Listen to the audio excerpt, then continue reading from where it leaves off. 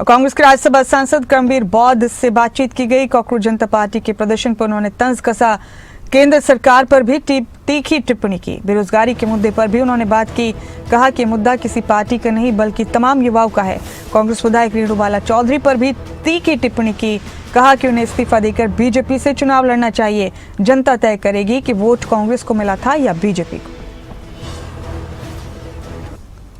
मंत्र पर आज कांग्रेस पार्टी का जोरदार प्रदर्शन है। जिस तरीके से नीट को लेकर लगातार कांग्रेस पार्टी युवाओं को जोड़ने की कोशिश कर रही है और हमारे साथ कांग्रेस के राज्यसभा सांसद साहब मौजूद हैं। कर्मवीर बौद्ध जी, क्या कहेंगे सर? नीट एग्जाम की बात कर रहे हैं, अलग एक एग्जाम की बात करें, युवा काफी परेशान है और आज जंतर मंतर पर कांग्रेस पार्टी के बैनर तले सभी युवा इकट्ठा हो रहे हैं। किस तरीके से आप देखते हैं? बात कांग्रेस पार्टी की बात नहीं है, बात है युवाओं के जो अधिकारों के साथ अनदेखी है। नीट एग्जाम के साथ साथ कितने एग्जाम जो है भारत में कैंसिल हो गए। देश में बेरोजगारी की दर कहाँ बढ़ चुकी है।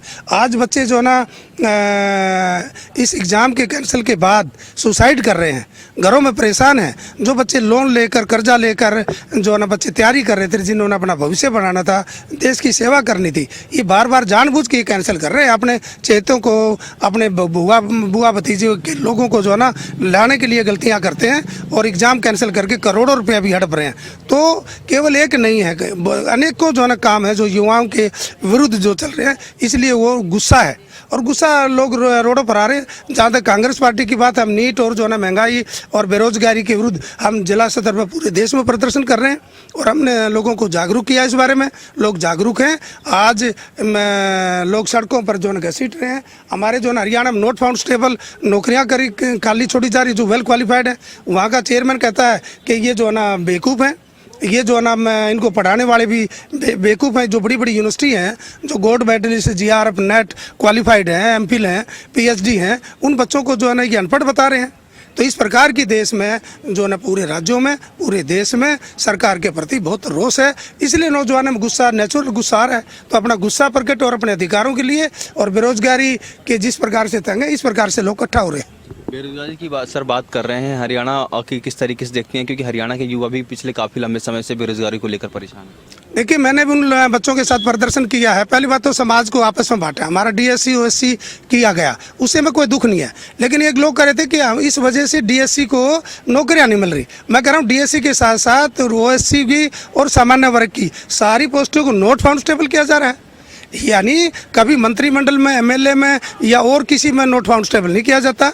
हाईली क्वालिफाइड बच्चे हैं तो उनके लिए नोट पॉइंट करके जो है ना खाली छोड़ा जा रहा है। आज देश में टोटली डिपार्टमेंटों का आउटसोर्सिंग किया जा रहा है, बेचा जा रहा है और उन जो है ना इस प्रकार की अराजकता जो है ना बहुत देश में फैल रही है। डेमोक्रेसी की हत्या हो रही है, संविधान की हत्या हो रही है।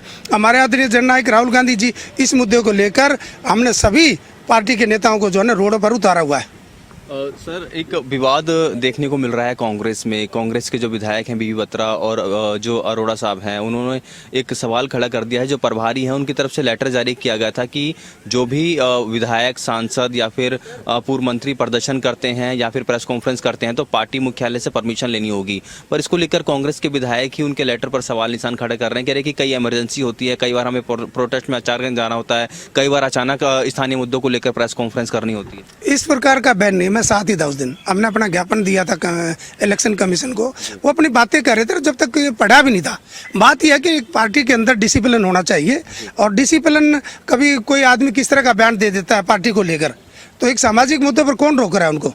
सामाजिक मुद्दे पर अगर आप किसी प्रदर्शन में जाएं, पार्टी करके जो है ना आप जो है ना बैनर निकालते हो और जो है ना अपने आप को पार्टी का नेता भी बनाते हो, ये बातें उन पर है। ये केवल एक डिसिप्लिन के लिए है और डिसिप्लिन के अंदर जो है ना हमारे अगर कि सीनियर नेता ने कुछ जारी किया है तो वो ठीक है, गलत नहीं है। लेकिन उस समय तक उन्होंने, मुझे लगता है, वो लेटर भी नहीं पढ़ा होगा और इस प्रकार की बात, हर तरीके से बातों को नहीं रोका गया।